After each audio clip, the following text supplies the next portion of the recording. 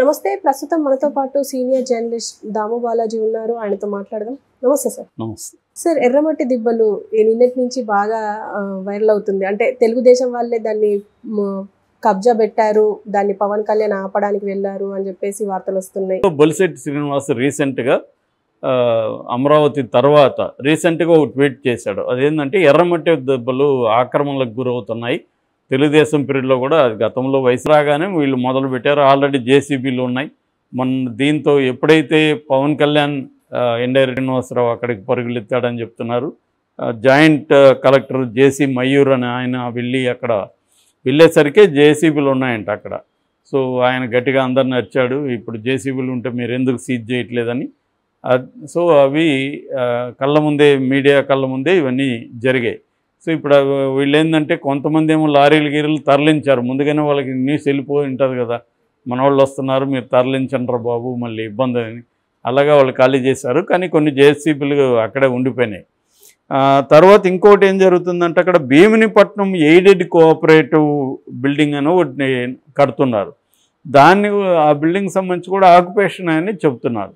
అది కూడా ఇప్పుడు పనులన్నీ ఆపారని చెప్తున్నారు. ఆపి దీని మీద విచారణ జరుపుతామని గంటా శ్రీనివాసన్ అనౌన్స్ చేశారు. సో ఓవరాల్గా పవన్ కళ్యాణ్ వల్ల ఇది కొంత మేలు జరుగుతుందేమో అన్న హోప్ అయితే వస్తుంది. కనీసం ఎన్విరాన్మెంట్ని పవన్ కళ్యాణ్ ప్రొటెక్ట్ చేయడానికి తన ఇనిషియేషన్ ఏమన్నా తీసుకుంటాడా అనేది చూడాలి మనం. ఇంకా ఎందుకంటే చాలా ఇష్యూస్ ఉన్నాయి. పవన్ కళ్యాణ్కి ప్రాబ్లం ఏంటంటే తను నమ్మినది కొంత చేయాలి, అట్లని తెలుగుదేశంలోకి యాంటీ కాకుండా ఉండాలి. సో అలా బ్యాలెన్స్ చేసుకుంటా వెళ్ళే కార్యక్రమంలో పవన్ కళ్యాణ్ ఉన్నట్టుగా మనకు అనిపిస్తుంది. ఏదేమైనా దీన్ని ఖచ్చితంగా మనం పవన్ కళ్యాణ్ అప్రిషియేట్ చేయాలి. ఈ విషయంలో ఇటువంటి ఒక చారిత్రక మోనుమెంట్ని ఆయన రక్షించడానికి పూనుకున్నందుకు అది తెలుగుదేశం వాళ్ళని వైసీపీ వాళ్ళని ఎవరు చేసినా అది కబ్జానే కాబట్టి తను కొంత ఇనిషియేషన్ అసలు ఏంటి సార్ ఈ భూ కబ్జా విషయం? మామూలుగా మనకి ఆంధ్రప్రదేశ్లో పర్యావరణం అనేది ఒక మేజర్ ఇష్యూ. ఆంధ్రప్రదేశ్లో దేశంలో ఎక్కడైనా మనం ఆంధ్రప్రదేశ్ మాట్లాడుకుంటున్నాం. పవన్ కళ్యాణ్ ముందు నుంచి కూడా నాకు పర్యావరణం అంటే ఇష్టం, నాకు పర్యావరణాన్ని మనం కాపాడాలి అని చాలాసార్లు స్పీచ్లు ఇస్తూ ఉంటాడు. రెండోది శాఖ కూడా, అందుకనే ఆయన పర్యావరణ శాఖ కూడా తీసుకున్నాడు. 5 శాఖల్లో ఒకటి అటవీ, పర్యావరణ ఇవన్నీ కలిపి ఒక శాఖ. సో జనసేనలో బొలిశెట్టి సత్యనారాయణ ఆయన నోటెడ్ పర్యావరణవేత్త, అంటే పర్యావరణ ఉద్యమకారుడు. ఆయన దేశంలో కొంతమందితో కలిసి ముఖ్యంగా అర్బనైజేషన్ మీద ఆయన ఎక్కువ పనిచేస్తుంటాడు. సో ఆయన ఇంతకుముందు కూడా అమరావతి మీద కూడా ఆయన ట్వీట్ చేశాడు. అమరావతి ఇప్పుడున్న ప్రాంతంలో డెవలప్ చేయకండి, గుంటూరుకి ఎగువన చేయండి. ఇది ఎందుకంటే కృష్ణానదికి ఇరువైపులా 2.5 కిలోమీటర్ల దూరంలో ఏమి కూడా చేయకూడదు అనేది ఆయన ట్వీట్ చేస్తాడు అప్పుడు కూడా.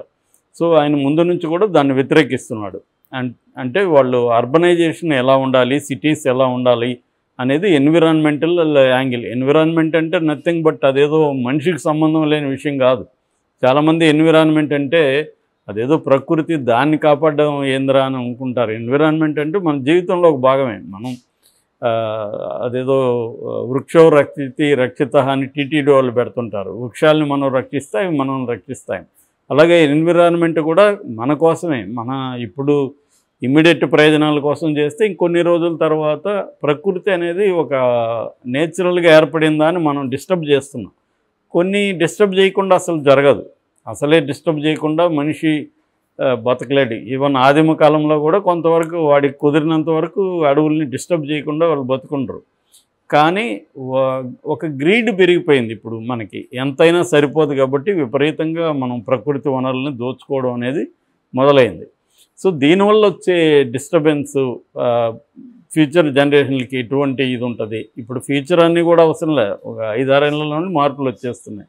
ఒక నగరంలో ఉండే నదుల్ని లేకపోతే కాలువల్ని, చెరువుల్ని మనం కానీ డిస్టర్బ్ చేసి ఆక్యుపై చేసుకుంటే ఇమ్మీడియట్ ఫలితమే కనబడుతుంది. నెక్స్ట్ ఇయరే వర్షాలకి మొత్తం గందరగోళం అయిపోతుంది ఆ నగరం. సో ఫర్ ఎగ్జాంపుల్ చిత్తూరు జిల్లాలో మా ఫ్రెండ్ ఒక ఆమె రీసెర్చ్ చేసింది. 8,000 చెరువులు ఉన్నాయంట ఒకప్పుడు, ఇవాళ 500 చెరువులు ఉన్నాయి. అంటే మొత్తం ఆక్యుపై చేసేసుకున్నారు. సో దానివల్ల వాటర్ మనకి నిల్వ లేకపోవడం వల్ల మొన్ననే చూసాం కదా బెంగళూరులో వాటర్ క్రైసిస్ ఎలా ఉందో. సో ఇలాంటి క్రైసిస్ మొత్తం ఇంకొక 30 ఏళ్లలో దేశవ్యాప్తంగా వాటర్ క్రైసిస్ రాబోతుంది, వాటర్ యుద్ధాలు రాబోతున్నాయనేది చెప్తున్నారు. దగ్గర ఆయన డైరెక్ట్గా రంగంలోకి రాకుండా ఒక రకంగా పవన్ కళ్యాణ్ ఎన్విరాన్మెంటల్ శాఖ ఆయనది కాబట్టి, పర్యావరణ శాఖ, ఆయన ఇట్లాంటివి ఆయన బాధ్యత వహించాలి. కానీ ఆయన డైరెక్ట్గా వస్తే అది రాంగ్ సిగ్నల్ వెళ్తుంది, మనం కూటమిలో ఉన్నాం కాబట్టి అని ఆయన ఇండైరెక్ట్గా బొలిశెట్టి ద్వారా చేయిస్తున్నాడనే ఒక ఇదైతే వచ్చింది. అసలు ఏంటి ఎర్రమట్టి దిబ్బలు, వాటిని ఎందుకు పరిరక్షించాలి అనుకున్నప్పుడు, ఎర్రమట్టి దిబ్బలు అంటే యాక్చువల్ మట్టి కాదు, అది శాండ్, ఎర్ర ఇసుక దిబ్బలని పిలవాలి, కానీ అలవాటుగా అది ఎర్రమట్టి దిబ్బలు అని అంటున్నారు. రెడ్ శాండ్ హిల్స్ అంటారు వాటిని. ఇవి ప్రొఫెసర్ రాజశేఖర్ అని ఆంధ్ర యూనివర్సిటీకి సంబంధించి ఆయన రీసెర్చ్ చేశారు, ఆయన దీని మీద రాశారు కూడా. ఆయన ఏం చెప్తున్నారంటే, ఇవి ఏర్పడి దాదాపు 18 లేదా 20 వేల ఏళ్లకు ముందు ఏర్పడినాయని చెప్తున్నారు. సో 20,000 సంవత్సరాలకు ముందు. అప్పుడేంటంటే లాస్ట్ గ్లాసియర్ పీరియడ్ అంటారు. గ్లాసియర్ పీరియడ్ అంటే మంచుతో భూభాగం అంతా కప్పబడిపోయి ఉంటుందన్నమాట. దాన్ని గ్లాసియర్ పీరియడ్ అంటే, ఇది చివరి గ్లాసియర్ పీరియడ్.